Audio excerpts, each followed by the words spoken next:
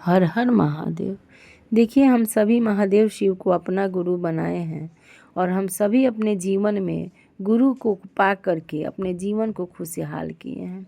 ये गुरु बनाने के बाद हम लोग को ये चीज़ आया अनुभव कि सही में जब महादेव को गुरु बनाए तब से हम लोग का जीवन बहुत ही अच्छा हो गया। देखिए, कुछ दीदी लोग, कुछ है गुरु बहन लोग, जिनको बोलिएगा कि आइए ना गुरु के क्लास में, बहुत सुंदर यहाँ पर शिव गुरु का चर्चा होता है, आइएगा आप लोग भी सुनिएगा। तो देखिए, दीदी लोग का आंसर क्या होता है कि मेरे पास टाइम नहीं है, मेरा इतना बड़ा परिवार है, मेरा बच्चा है, मेरा ये है, मेरा छोटा पोता है, तो ये है तो वो है, मतलब ऐसे वैसे लोग बताती हैं।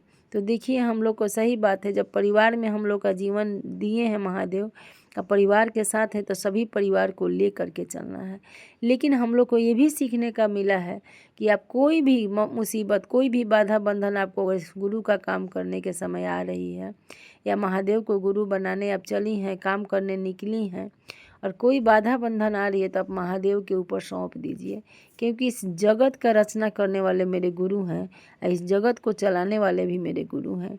मेरे गुरु वो करते हैं जो हम नहीं कर सकते। देखिए, बहुत सुंदर एक कहानी हम सुने, आप सभी के साथ शेयर कर रही हूँ। एक आश्रम था जिसमें एक पुजारी रहते थे। आश्रम में भगवान का मंदिर था बगल में, वो पूजा करते थे, आश्रम में रहते थे। तो देखिए, वो बोला गया उनको शादी विवाह करने के लिए, तो वो ना बोल रहे थे, लेकिन गांव के लोगों ने उनको सपोर्ट करके बोला नहीं, आप शादी विवाह कीजिए, ताकि आश्रम का या मंदिर का देखभाल करने के लिए एक नया वारिस तो आएगा।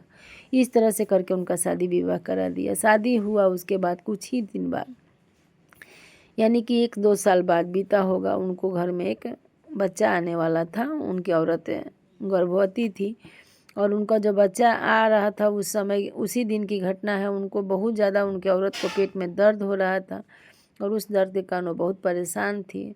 वो जो जो साधु थे, उस जो ब्राह्मण थे, पुजेरी थे, वो जब देखे अपने औरत को दर्द में मतलब तड़प रही थी, तो बहुत उनको दुख हुआ।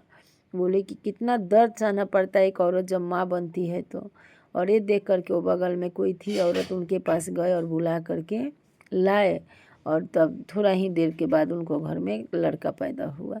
लड़का पैदा होने के बाद में 12 दिन बीता, बरहिया पूरा 1 महीना बीता। उसके बाद में वो बोले, ब्राह्मण देवता जो थे पुजेरी, बोले अपने पत्नी से कि मैं जा रहा हूँ हिमालय में, तुमको चलना है? तो बोली कि हाँ, जहाँ आप रहेंगे वहीं पर ना मैं रहूँगी, आप हमको छोड़ के कैसे जा सकते हैं, मैं तो आपके साथ ही रहूँगी। और वो बोली कि मैं भी चलूँगी। तो बोले ठीक है, लेकिन तुमको ही सिर्फ चलना है। तो बोले कि ठीक है। वो तैयार हो गई, वो भी पतिव्रता औरत थी।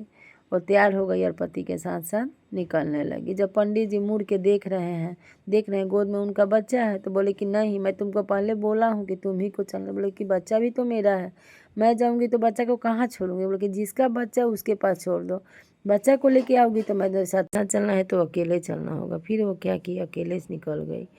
जब वो साथ में गई तो जंगल में चला गया। लोग दोनों वहीं जंगल में रहता, अपन तपस्या करता, भगवान का सुमिरन करता। वही जो तपस्या में दोनों आदमी पति पत्नी लीन हो गए। 20 साल बीत गया। 20 साल बीतने के बाद में अचानक पत्नी को एक दिन आँख में आंसू आ गया। तो वो जो ब्राह्मण थे वो बोले कि क्या बात है, पुत्र की याद आ रही है? तो बोले कि नहीं, पुत्र की याद नहीं आ रही है। तो क्या तुम झूठ बोल रही हो? मेरे सामने तुम झूठ मत बोलो, चलो तुमको मैं मिलवा के लाता हूँ। तो लेके आ गए, उसी आश्रम में लेके आए जहाँ पे वो छोड़ के बच्चे को गए थे।